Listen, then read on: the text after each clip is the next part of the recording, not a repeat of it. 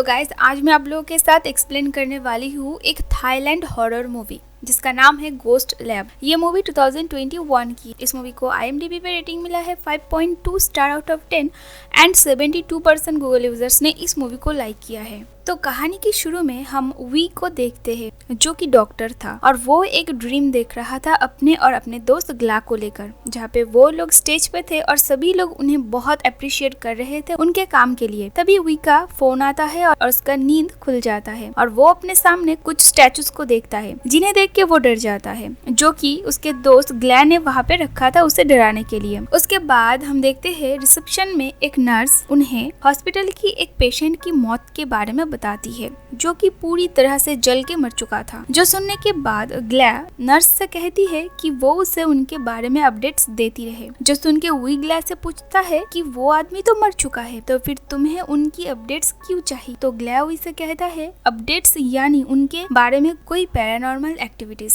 रात में हम वी को अपने मॉम के साथ देखते हैं। वी की मॉम 8 साल से कोमा में थी। ग्ला बाहर था। तभी माई उसकी गर्लफ्रेंड वहाँ पे आती है। माई ग्ला से वी की मॉम के बारे में पूछती है तो ग्ला उसे बताती है कि वी की मॉम 8 साल से कोमा में है और उनके इलनेस की वजह से ही वी ने डॉक्टर की पढ़ाई की है। वी की सैलरी उसके मॉम की इलाज में ही चला जाता है। हॉस्पिटल का ये रूम ही अब उसका एक घर बन चुका था। उसके बाद हम देखते हैं रात में सिक्योरिटी जब हॉस्पिटल में सब जगह चेक कर रहा था तभी उसे मॉर्ग्यू रूम के बाहर एक गोस्ट दिखाई देता है जिसे देखकर वो बहुत डर जाता है। उसके बाद रात में जब वी और ग्ला वेंडिंग मशीन के सामने कुछ खाना कलेक्ट कर रहे थे तभी ग्ला को वहाँ पे उस जले हुए आदमी की गोस्ट दिखाई देता है। वी को लग रहा था कि ग्ला उसके साथ फिर से मजाक कर रहा है उसे डराने के लिए, लेकिन जब वी पीछे मुड़ता है तो वो भी उस गोस्ट को देखता है। ग्ला उस गोस्ट को छूने जाता है और वी उसे अपने फोन के कैमरा से देखने की कोशिश करता है, लेकिन वो गोस्ट कैमरा में कैप्चर नहीं होता और तभी अचानक से वो गोस्ट गायब हो जाता है। उस गोस्ट को देख के ग्ला बहुत खुश हो जाता है। वो लोग हॉस्पिटल के CCTV फुटेज में चेक करते हैं लेकिन CCTV में वो गोस्ट कैच ही नहीं हुआ था। वी ग्ला से कहता है कि वो लोग सभी को कोई एविडेंस के बिना एक्सप्लेन नहीं कर सकते कि उन्होंने एक रियल गोस्ट को देखा है। उसके बाद ग्ला वी को एक जगह पे ले जाता है जहाँ पे वो कई सालों से गोस्ट के ऊपर एक रिसर्च कर रहा था। उसने अभी तक कई जगह घूमा है रियल गोस्ट को देखने के लिए। कई लोगों की इंटरव्यू भी लिया था जिन्होंने भी गोस्ट देखने की दावी किया था। ग्ला ने कई पैरानॉर्मल जगह में भी गया था लेकिन उसे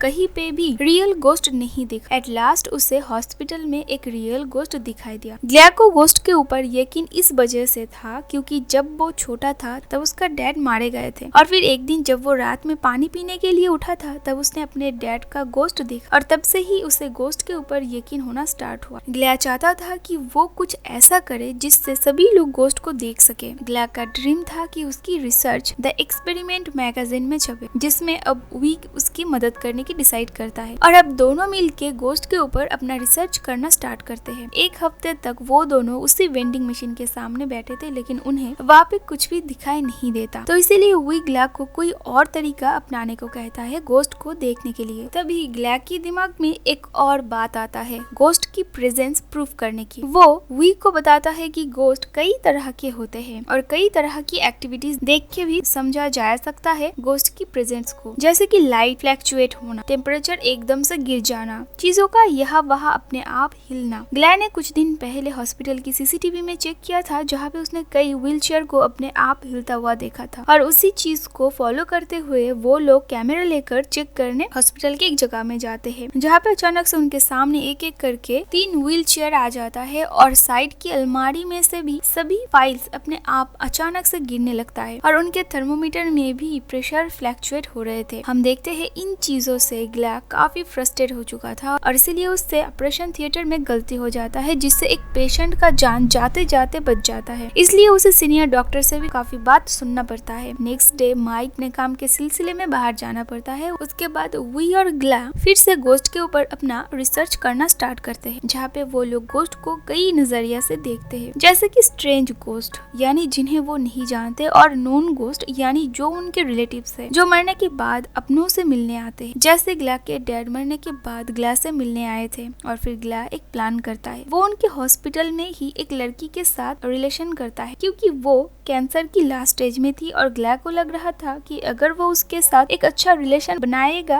तो शायद वो लड़की मरने के बाद उससे मिलने आएगी, जिससे वो लोग अपना रिसर्च कंप्लीट कर सकते हैं। लेकिन वी को ये आइडिया पसंद नहीं आता क्योंकि एक तरह से ग्लैड उस लड़की को इस्तेमाल कर रहा था अपने काम के लिए। तभी वी की मॉम की तबीयत अचानक से बिगड़ जाती और उसे पहुंचने में देरी हो जाता है और वी की मॉम की डेथ हो जाती है। उसके बाद वो लोग डिसाइड करते हैं कि वो लोग वी के मॉम के ऊपर ही एक्सपेरिमेंट करेंगे। ये करने में उन्हें पसंद तो नहीं आता लेकिन फिर भी वो लोग करते हैं। और फिर एक दिन रात में वी को अपनी मॉम दिखाई देती है। ग्लैड भी वहाँ पर था। वी की मॉम उसे कुछ बताने की कोशिश कर रही थी लेकिन वी समझे उससे पहले वो गायब हो जाती है। वी की मॉम की मरने के बाद वी काफी फ्रस्ट्रेटेड और डिप्रेस्ड हो चुका था, जिस वजह से उसने कई सारे टेस्ट भी किया था लेकिन सब कुछ नॉर्मल था। उसके बाद वी ग्लैड को क्रॉसओवर के बारे में बताता है। क्रॉसओवर यानी वो मर के गोस्ट की दुनिया में चला जाएगा और फिर ग्लैड को आके आत्माओं की दुनिया के बारे में सब कुछ एक्सप्लेन करेगा। लेकिन ग्लैड वी को इसमें सहमति नहीं देता। ग्लैड वी को ये सब सोचने के लिए और खुद को मारने के लिए मना करता है, लेकिन वी कहता है कि उसे जानना है कि उसकी मॉम उसे क्या कहना चाहती थी। उसके बाद ग्लैड कहता है कि अगर हम में से किसी को मर के हमारा एक्सपेरिमेंट पूरा करना है तो फिर मैं मरूंगा। और फिर वो दोनों टॉस करते हैं और डिसाइड होता है कि वी ही मरेगा। उसके बाद वी अपना एक सुसाइड नोट लिख के सुसाइड करने की कोशिश करता है और तभी उसे अपने बचपन की एक विजन आता है और अपने मॉम की भी एक विजन आता है जहाँ पे वो वी को उन दोनों की रिसर्च करने के लिए मना कर रहे थे और फिर वी सुसाइड नहीं कर पाता। तभी ग्लैड वहाँ पर आता है और वो अचानक से वी के सामने एक गन से खुद को शूट कर लेता है। उसके बाद हम देखते हैं वी और ग्लैड ने मिल के अपना एक्सपेरिमेंट कंप्लीट कर लिया था जो कि वो सबके सामने दिखा रहा था। और तभी माई उसके पास आके उसके सामने खुद को गोली से मार देती है और वी अचानक से उठ जाता है और हमें पता चलता है कि वो वी का एक ड्रीम था। 3 महीने बीत चुका था और ग्लैड ने अभी तक वी से कोई भी कॉन्ट्रैक्ट नहीं किया था। माई वी से पूछती है कि उसे ग्लैड की सुसाइड के बारे में कुछ भी पता है या नहीं, लेकिन ग्लैड माई से कहता है कि उसे कुछ भी नहीं पता। वी काफी डिप्रेस्ड हो चुका था। उसकी मॉम और उसका दोस्त कोई भी उसके साथ नहीं था और इसीलिए वो खुदकुशी करने की डिसाइड करता है और हॉस्पिटल के टेरेस से जाकर कूदने की कोशिश करता है, लेकिन कोई अनसीन एंटिटी आके उसे बचा लेता है और वी को लगता है कि शायद वो ग्लैड है, जो कि वो ग्लैड ही था, जो देख के वी को बहुत खुशी होता है। उसके बाद रिसर्च रूम में जाके वो ग्लैड को पुकारने लगता है लेकिन उसे ग्लैड की तरफ से कोई भी रिस्पॉन्स नहीं मिल रहा था, तो इसीलिए वो फिर से खुद को चोट पहुंचाने की कोशिश करता है और ग्लैड फिर से उसे रोकता है, जो देख के वी एकदम खुशी से पागल हो जाता है। वी ग्लैड को उसके सामने आने को कहता है। ग्लैड वी के सामने तो नहीं आता पर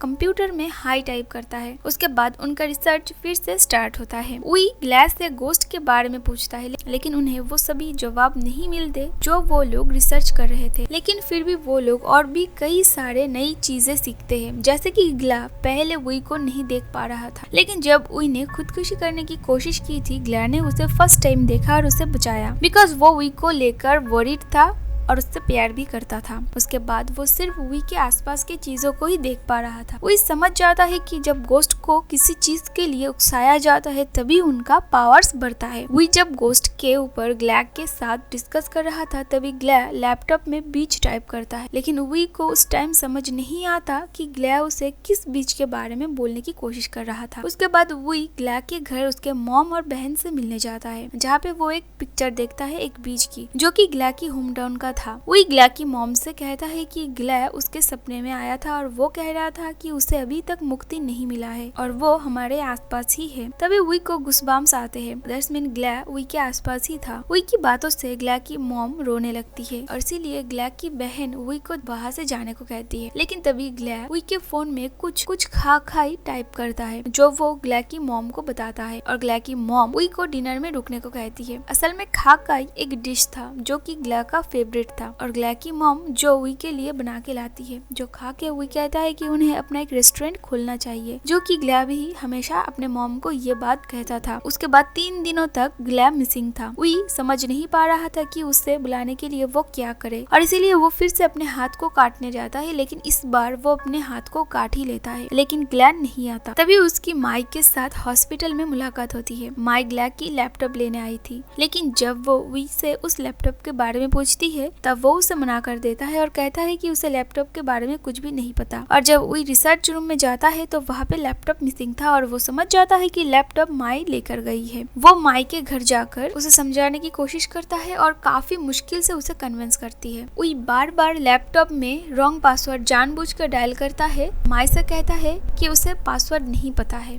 और वो पासवर्ड तोड़ के लैपटॉप उसके पास जरूर लाएगा। उसके बाद हम देखते हैं बातों बातों में माई बहुत इमोशनल हो जाती है और वो ग्लैक को पकड़ के रोने लगती है। और तभी वो लैपटॉप अचानक से ओपन होके ग्लैक की सुसाइड की फुटेज चालू हो जाता है, जो देखकर वही जल्दी से लैपटॉप बंद करके वहाँ से बाहर निकल जाता है। वही लिफ्ट में ग्लैक से कहता है कि हमने प्रॉमिस किया था कि हम अपने रिसर्च के बारे में किसी को भी नहीं बताएंगे, लेकिन तुमने ऐसा क्यों किया? अगर माई वो वीडियो क्लिप देख लेती तो वो पुलिस को बता देती। तभी ग्लैक वही की फोन में टाइप करता है टेल द ट्रूथ, जो देखकर वही काफी गुस्सा करने लगता है। लेकिन तभी बार बार वही बात मोबाइल में टाइप होने लगता है, लेकिन वही माइक को सब बताने के लिए राजी नहीं होता और फिर ग्लैक लिफ्ट को बंद कर देता है और वही किसी भी तरह लिफ्ट से खुद को निकाल लेता है। लेकिन फिर भी वो बात बार बार वही के फोन में रिपीट हो रहा था। अगले दिन वही माइक को मिलने बुलाती है क्योंकि उसने पहले से ही कुछ सोच के रखा था और वो माइक की कॉफी के ग्लास में एक बेहोशी का गोली मिला देता है, जिससे माइक बेहोश हो जाता है और वो माइक के साथ बदतमीजी करने की कोशिश करता है ग्लैक को भड़काने के लिए ताकि वो उसके सामने आए। और तभी ग्लैक वहाँ पे आके वही को ये सब बंद करने को कहता है, लेकिन फिर भी वही उसकी बात नहीं मानता और ग्लैक को और भी ज्यादा भड़काने के लिए वो माइक के साथ और भी ज्यादा बदतमीजी करने लगता है, जो देख के ग्लैक को बहुत गुस्सा आता है और वो वही को पटक पटक के मारने लगता है और उसे ऊपर से नीचे गिरा देता है, जिससे वही बेहोश हो जाता है। और ग्लैक उसे मॉर्ग्यू रूम में ले जाता है जहाँ पे वो देखता है उसके पास की एक डेड बॉडी अचानक से उठ जाता है और वो ग्लैक का रूप ले लेता है और फिर ग्लैक उई को मार देता है। मरने के बाद उई ग्लैक को अपने सामने देखता है, जहाँ पे ग्लैक उई को सब कुछ यानी उनका गोस्ट के ऊपर रिसर्च यहीं पे बंद करने को कहता है और उसके बाद फिर से उई की आत्मा उसके शरीर में आ जाता है और वो बच जाता है। कुछ दिन बाद उई ठीक हो जाता है और उसके बाद वो उस लैपटॉप से सभी फाइल डिलीट करके माई को वो लैपटॉप दे देती है। सब कुछ के लिए उई माई से माफी मांगता है, जहाँ पे माई कहती है कि तुम्हें माफी मांगने की कोई जरूरत नहीं है। ग्लैक मेरे सपने में आया था जहाँ पे हम दोनों एक बीच में थे और उसके हाथों में मैंने